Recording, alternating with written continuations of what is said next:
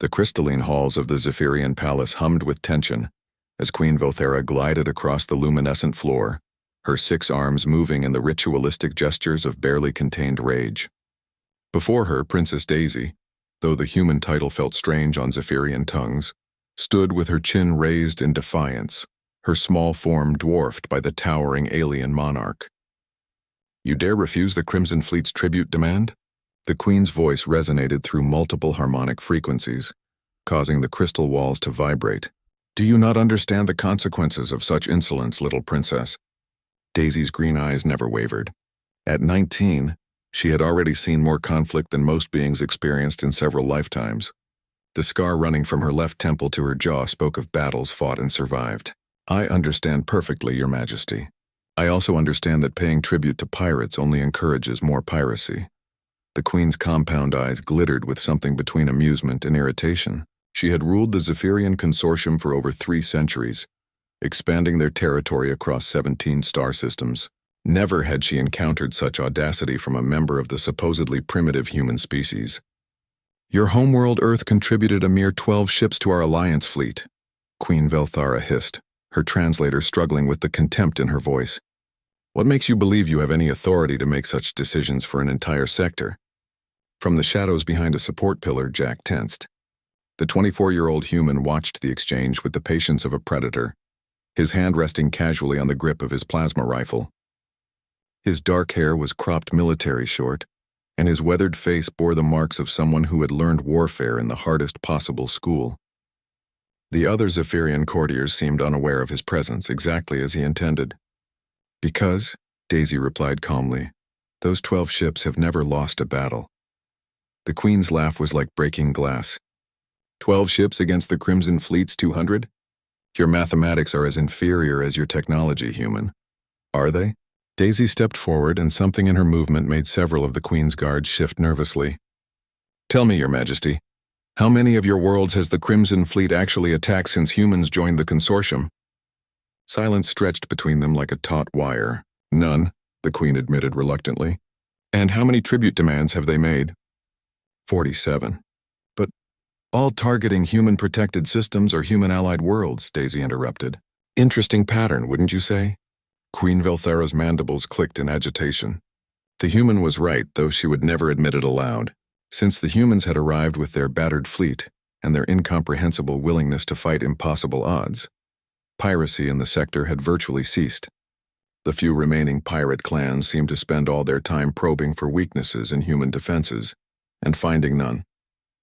"You speak of patterns," the Queen said, her voice dropping to a more dangerous register. "Let me share one with you. Every species that has defied the Crimson Fleet has been reduced to asteroid dust within a solar cycle. What makes you believe your fate will be different?" "Because we don't fight alone," Daisy said simply. The Queen's multiple arms gestured dismissively. "Your pathetic fleet—" "No." Daisy's voice cut through the Queen's words like a blade. "We don't fight alone because we never abandon our allies, ever." Something shifted in the throne room's atmosphere. The Zephyrian guards, who had been following the conversation with detached professional interest, suddenly stood straighter. Even the Queen seemed to sense the change. "When the hegemony attacked Kepler Station," Daisy continued, her voice gaining strength, 12 human ships held the line against 150 enemy vessels for 6 hours. Not to win, we knew we couldn't win. We held the line so 20,000 Altarian civilians could evacuate. The Queen's compound eyes focused more intently on the small human.